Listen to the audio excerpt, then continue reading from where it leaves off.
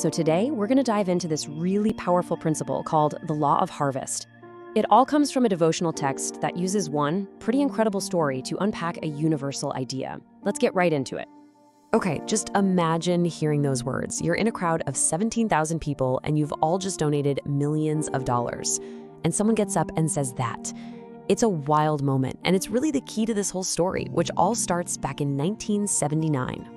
All right, so picture this. We're at a Kenneth Hagin camp meeting in Oklahoma. The author of the text we're looking at is sitting in the crowd, and an offering is announced for a new Bible college. And what happens next is what sets this entire thing in motion. Right in the middle of everything, a man asks for the microphone. He gets up in front of this huge congregation and makes a pledge that is so bold, so audacious, it sounds literally impossible. And there it is, the pledge. He promises to personally match whatever the entire congregation gives.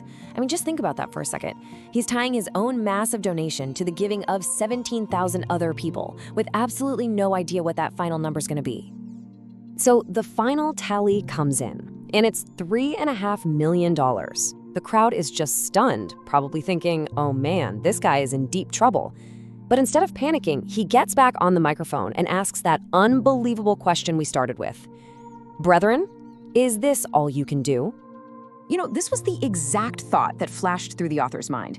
It wasn't really about the money itself. It was about the sheer confidence.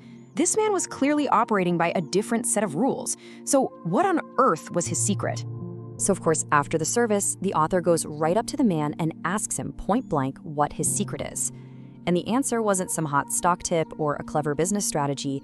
It was a principle he called the law of harvest. And the core idea is actually incredibly simple. It's that what you get back in life is directly tied to what you put out there. The size of your return is determined by the size of your investment, or in this context, the size of your generosity. Now, this whole concept isn't just pulled out of thin air. It's grounded in the specific biblical verse. And you'll notice it's not presented as a hopeful wish, but as a direct statement of cause and effect. This slide just lays it out perfectly. It's a simple equation, right? Sow a little, reap a little. Sow a lot, reap a lot. According to this law, you just can't have one without the other. Okay, so does this principle actually work? I mean, really? Well, the text gives us two really powerful examples to back it up, one from the businessman himself and another one from way back in ancient history. Now, this is where it gets really fascinating. The man says he started with just $500, but instead of the traditional 10% tithe, he completely flipped it on its head. He decided he would give away 90% of his profits and live on the 10%. And just 5 years later, he was worth over $50 million. To him, this was undeniable proof that the law was real. Okay, so from a modern businessman, the text jumps way, way back in time for its second example. It points to King Solomon as another perfect case study of someone who really got this whole sowing bountifully idea. The story kicks off with Solomon making just a massive offering to God, 1,000 burnt offerings. By any standard, that is a huge act of giving. It was an enormous seed to plant. And guess what? As the text explains it, the law of harvest kicked in big time. That initial seed was apparently multiplied so much that Solomon's ability to give just grew exponentially. I mean, just look at these numbers. His very next offering was 22,000 oxen and 120,000 sheep. The jump from the first offering to the second is absolutely staggering, and the text presents this as the direct result of that first bountiful act. But here's where it gets even more interesting. The harvest wasn't just about more animals or more gold. The text makes a really crucial point that the returns went far, far beyond material things. Solomon also received things that, money just can't buy. He was blessed with incredible wisdom, deep understanding, a long life, and, get this, peace. And this detail is so important. You have to remember he lived in an age where kings were constantly at war. It was just the reality of the time.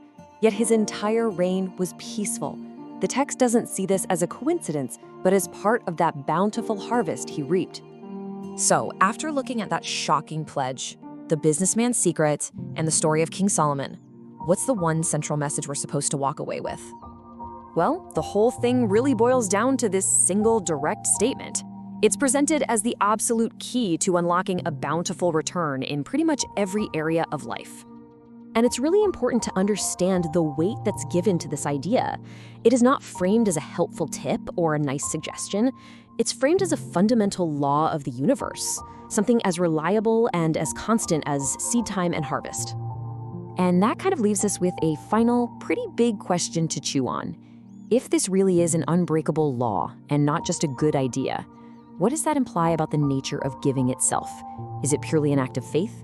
Is it a kind of strategic investment? Or is it something else entirely? That's definitely something to think about.